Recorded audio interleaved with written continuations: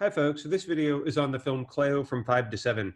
The questions I want you to have in the back of your head as we discuss some of the themes of the film are, is this a Bovorian film or not? Or is Cleo a true Bovorian hero? So what would you need to know about Beauvoir's philosophy in order to answer that question? And what kind of evidence can you marshal from the film in order to support an interpretation that accords with Beauvoir's existentialism or not? This film, of course, is another French New Wave film. It came out in this amazing period of filmmaking surrounding 1960, which was an incredibly creative and breakthrough moment in the history of film. Hopefully now you can recognize a lot of the key themes and key elements and stylistic choices of the French New Wave filmmakers.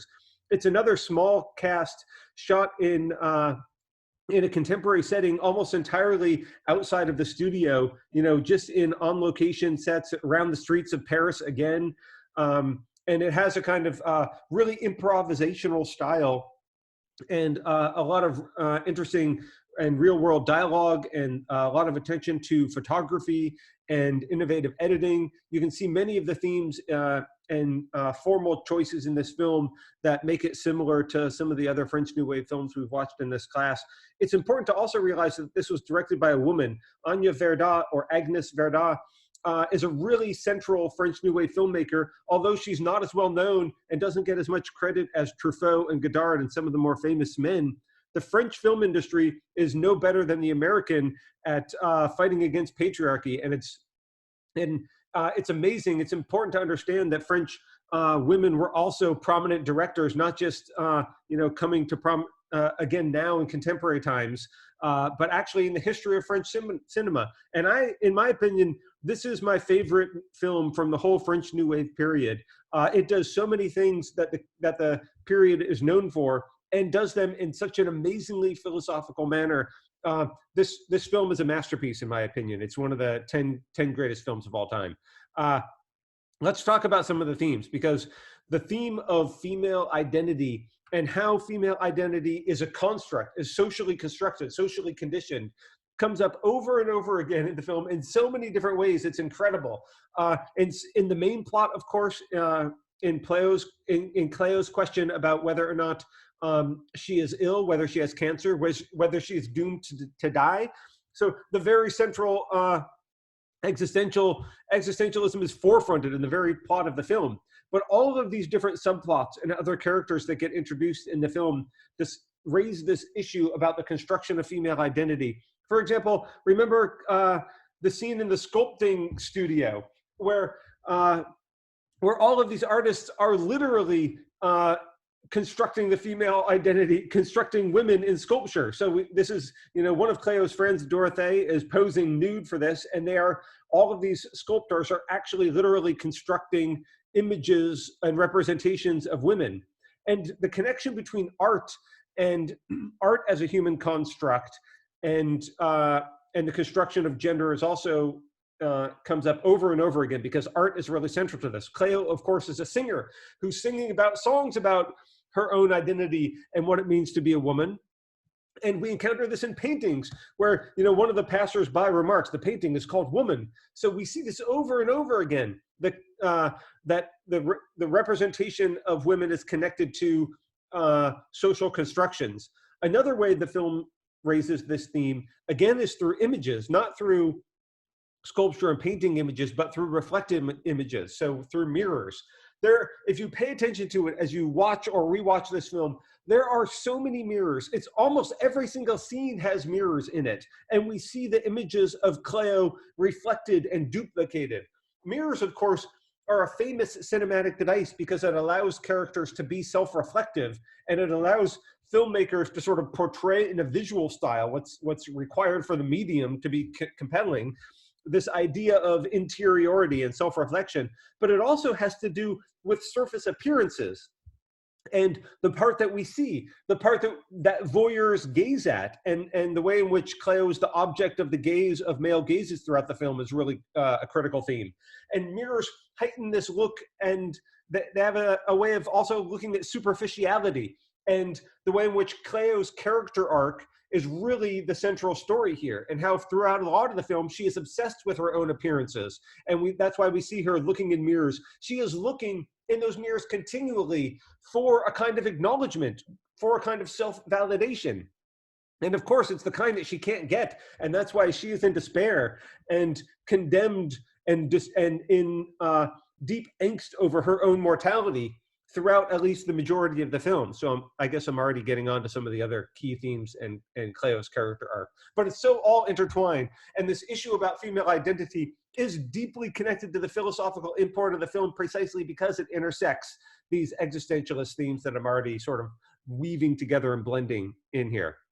Look at couture and the way in which people are obsessed about clothing and artifice and the things that we put on our bodies, the ways in which we construct our appearance through our garb and our attachments. So Cleo goes hat shopping, and this connects with the theme of mirrors here, because this is just one of the many scenes in which we see her doubled. And there are dozens of mirrors in this hat shop. It's just an amazingly photographed scene. But we see Cleo's dress as really essential to her character, and as her character goes through these transformations, we see that visually represented in her relationship and her attachments to various articles of clothing and the way in which they can either serve to oppress or liberate her.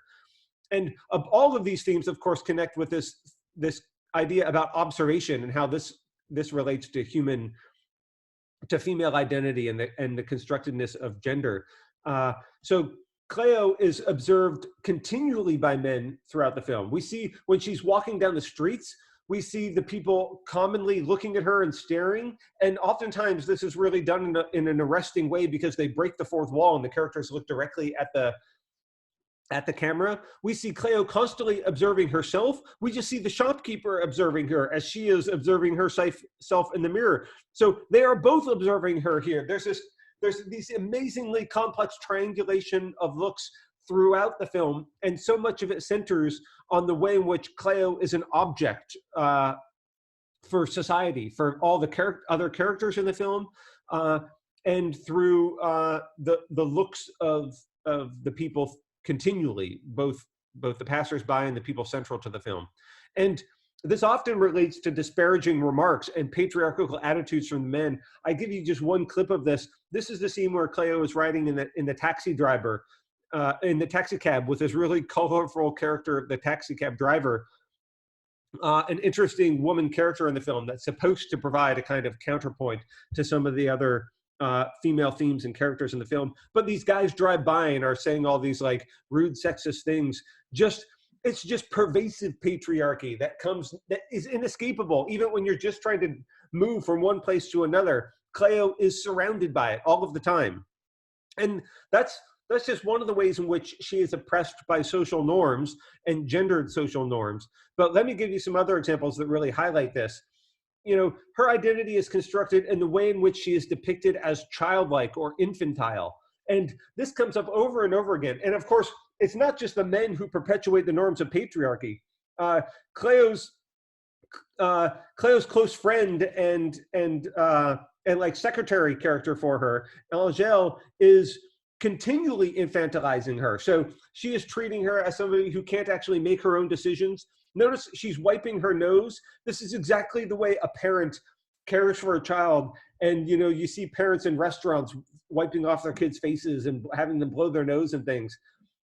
Or look at the way in which Cleo is played here. I mean, this is a completely childlike face, and you know, the slumped shoulders and her arms together. You know, Angèle is the annoyed parent, and Cleo is completely supposed to, you know, come across here as being infantilized.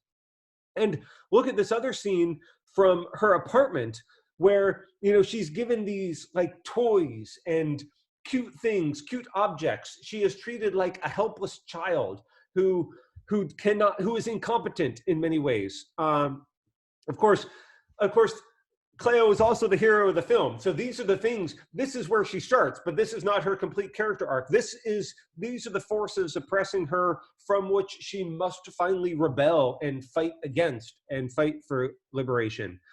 It just goes on and on. So I'll just give you some more examples because I think it is so deep because it's ramified by so many different aspects of the film.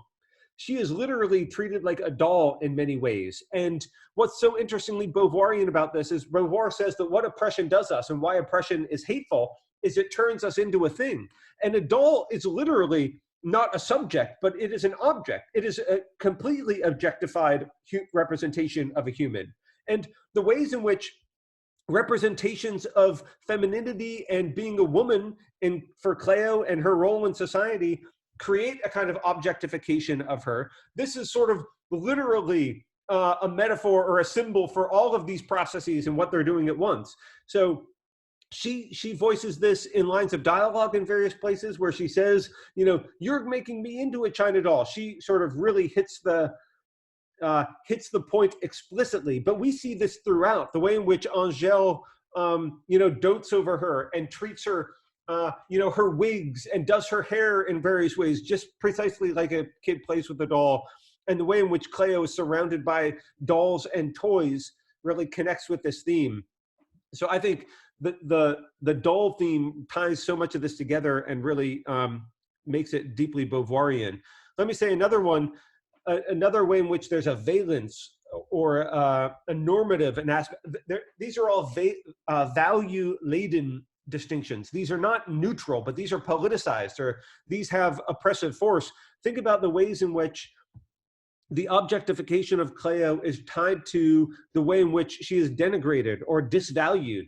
So she is not valued as a true agent. She is objectified and turned into a thing, and that saps her subjectivity. That saps her ability to express herself because all the other characters take away her agency. This is especially seen in Angèle, the way in which she continually subverts Cleo's agency, but also the male characters who surround her.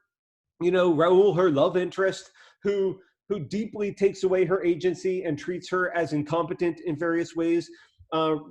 Undermines her abilities and gives her a kind of value, but it's a value in a completely patriarchal sense, where she is merely valued for her external appearances as what use she has for the men in society, because she's beautiful and satisfies male desires or male needs, and she is not given agency and intrinsic value for herself.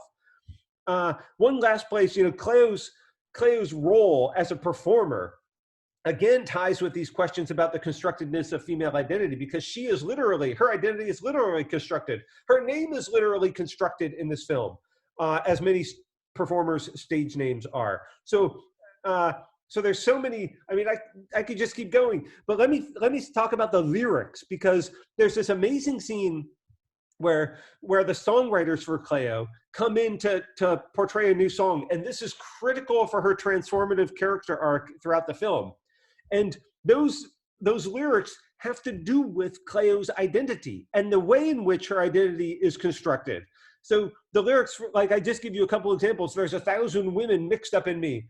What this song is about her. So this song becomes a kind of metafictional way of thinking about the film and a commentary on the film.